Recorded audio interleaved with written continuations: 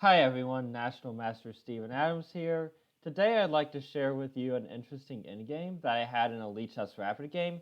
I like this endgame because it combines a lot of general principles and puts them together in a practical context. So this was a 15-minute game, the 5-second increment. My opponent was rated 2383 in Elite Chess Rapid. So they're a pretty tough match, and both sides, there are a lot of instructive things going on from both sides in this endgame. But by following, principles, we were able to find some good moves and some good general plans to find a way to get the full point. So, starting off, we can see that the pawn structure is symmetrical, materials even, there's one open file, so there are some drawish tendencies in this position. You can imagine all the rooks straying down the open file, just all the pieces coming off. But there are some imbalances as well. For example, one imbalance is that black has more space, like let's say this e4 pawn, greatly restricts white. White can't easily bring their king into the game, but also we can see that this pawn is potentially a weakness, right? It's far advanced up the board, it takes away spaces in my territory, but it could also be attacked. So, getting into the game now, we start off, my opponent begins with pawn to c4, and I started showing the game here because we're already at an important moment, right? When black is playing c4, they have an idea, and we have to do something about it. And if you want to think about what you would do here as white, you can pause the video if you'd like. I'll say the continue in 3, 2, 1. So their idea is they want to bring a rook into d3. And this could be very uncomfortable for white. Like we can imagine if we play something like king e2, rook d3. If we ever want to get this rook out of d3, we're going to have to trade and give black a connected pass pawn on the protected pass pawn on the third rank. And a protected pass pawn on the third rank is extremely powerful. We don't want to be tied down to that for the rest of the game. But if we're just stuck in a defensive position, really, black is holding all the cards here. They can choose when they want to release the tension if they ever want to. Meanwhile, if we ever want to get rid of this rook, we're going to have to basically, we're going to have to give up that protected pawn in the third rank. So we don't want to allow black to put their rook into d3. So after c4, the right thing to do is to push the rook up to d4. And this is a very good move because, one, it prevents this rook from coming to d3, and also we're attacking two of black's pawns, so they more or less need to take this rook. And now we arrive at another important moment in the game. We have two choices. There's really only two moves here. We can either take the rook with the c pawn, or we can take the rook with the e pawn. And I really think that there's one that's better than the other, and one that leads itself to more winning chances. And it's based off the principle of two weaknesses. And the reason I played c takes d4 is that now we can imagine this e4 pawn, which was already a weakness, but now we can see that the c4 pawn is potentially a target as well, whereas previously maybe it wasn't, but now we can imagine maybe the king coming into c3 or a rook coming to c1 and attacking it.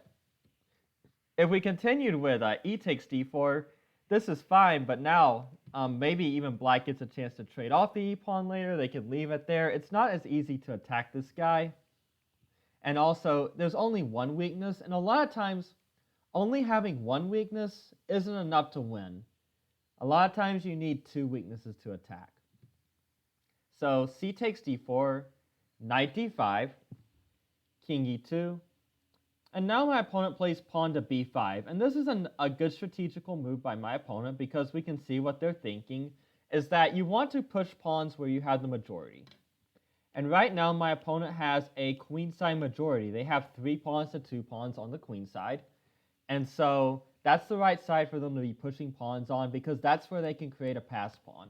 So you can imagine, b5 coming in, b4, c3, at some point, or just b5, b4, run down the a pawn. At some point, they're going to try and make a pass pawn on the queen side. That's their strategy to win the game. So what I want to do is activate this rook right here. And I can do this by playing a3, and I can say, okay, well, if you want to play a5 and b4, then I get to trade and take over the a file, the only open file in this position. So we have a5. I go rook to c1, and right now I thought my opponent might go knight b6, protecting the pawn, but they continue with king to f8. And this is actually a mistake. This is actually a mistake because now white can take advantage of the weakness of the c4 pawn.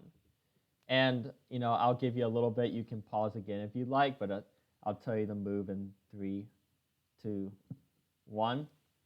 So what we're essentially going to do here is sweep the leg of the c4 pawn. We're going to take out the base, and we're going to play a4. And this is a very common pattern, especially if you're trying to undermine a pawn. If there's only a pawn chain that's 2 links long, of course, if you kick the one in the back with this a4 move, then we can see that this c4 pawn is now going to be very weak. My opponent plays rook to b8, and this is the trickiest continuation for black. And now there are a lot of endgames that we can choose from, right? We can see that, okay, this e4 pawn is weak and can be captured. This b5 pawn is weak. This c4 pawn is weak. But the endgame that I went for and that I thought white would have the advantage in, I took on b5, and then I took on c4. And the reason is I want to go ahead and eliminate as many queenside pawns as possible. And here's another principle I would say. If you have a choice to take pawns, if you can win pawns, I would say leave the weakest pawns on the board. Right, I had a choice here. I could go ahead and win the e4 pawn. Maybe they get this, my a4 pawn. I take c4, they take b2. But then suddenly, they have 2 a pawns. This isn't so easy. But I know that this e4 pawn is going to continue to be weak. Right, even after rook takes c4, I can go get this e4 pawn later. So take the strong pawns first, and then the weak pawns will still be there afterwards. So after rook takes c4, we have rook takes b2. And another important moment in the game. This game is filled with important moments, but we have to decide where we want to put our king. And there's 3 options. We can either bring our king closer to their passed pawn, but of course we probably don't want to play king d1 because this simply hangs the f2 pawn. So it's really between king to e1 and king to f1. And king to f1 is the superior move because king to e1, you're still leaving yourself open to, let's say, a knight coming into d3. Could be very annoying. And also, your king doesn't have anywhere to hide, right? If black wants to maybe get behind at some point, if your knight ever moves, then we have to worry about like rook b1 to rook h1 and trying to scoop up the white pawns on the king side. So if we go to f1, we're letting our king hide on g2 if it ever needs to be. And I would also say that in the endgame, you want your king to be doing something. You don't want to have it as a target getting pushed around, but you want to have your king either infiltrating and attacking your opponent's weaknesses, or you want to have your king defending your own pawns. You either want to use your king to attack your opponent's pawns or to defend your own pawns, but you want your king to be doing something. So right now, my king's in a more defensive stance. And now my opponent plays knight b6. And what they're doing with this move is, they're saying to heck with the e4 pawn. They could try to save the e4 pawn, but then they're going to be getting into a very difficult spot. I'm probably just going to bring my rook behind, begin attacking, and they don't want to be tied down for the rest of the game. They might have this d-pawn to worry about. They want to take a more active stance, which is the right thing for them to be doing, and saying that, this e4 pawn's not as important. The most important thing for them to be doing is to be trying to push this a-pawn down the board. And this knight b6 thing, if you want to do that, it's a great move because it helps to attack the rook on c4 and also gains control of the a4 square. So, with that in mind that the black's a-pawn is the most important feature in this position, we have to come up with a plan to stop it. So what would be the best place for this rook to stop this passed pawn? If you want, I'll give you a few seconds.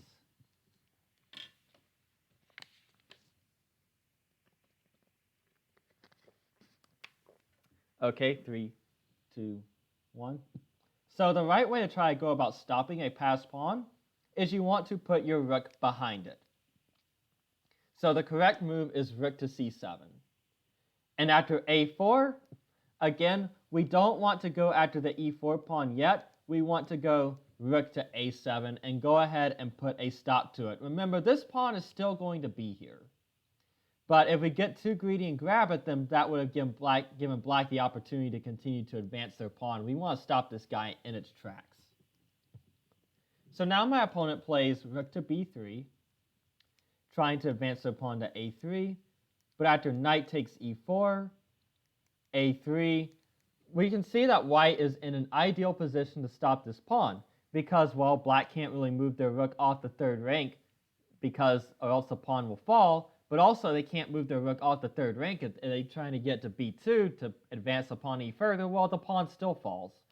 So we can see the benefits here of having the rook behind the pawn as opposed to trying to, let's say, stop it from the side.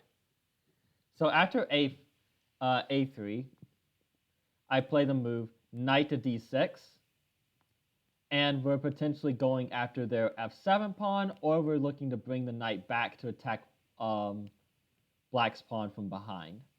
Rook to b1, king g2, and now my opponent puts his rook on a1, preparing to go pawn to a2, but this simply doesn't work due to knight b5, and if they play a2, we can go knight c3 and win their a2 pawn.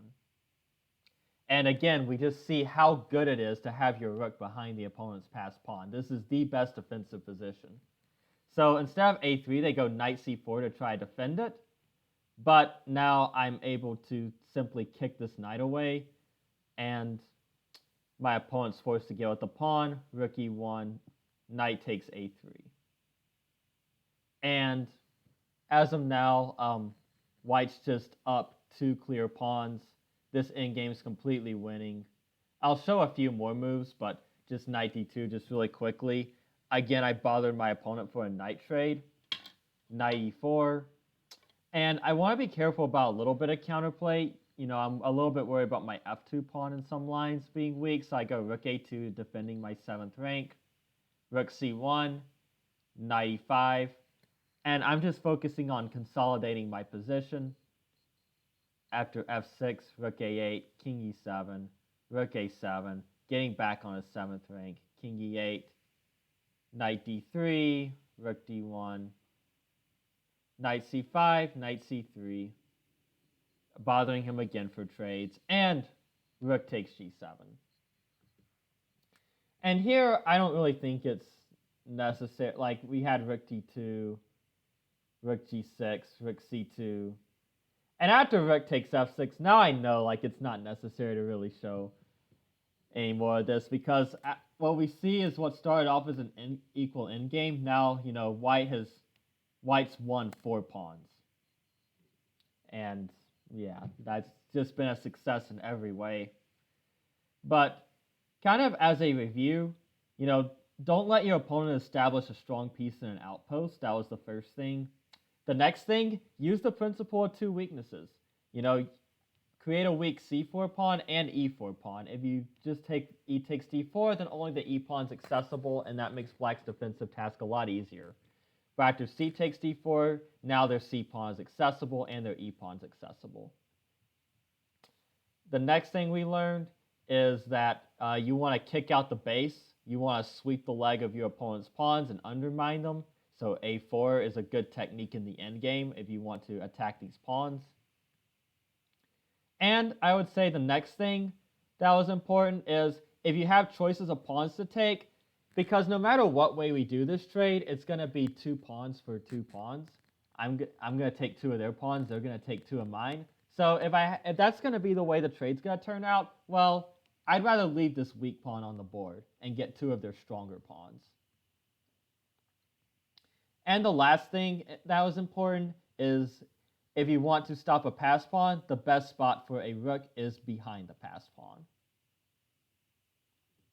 So that's it for this video. I hope it was instructive and that you enjoyed it. Thanks for watching. Bye.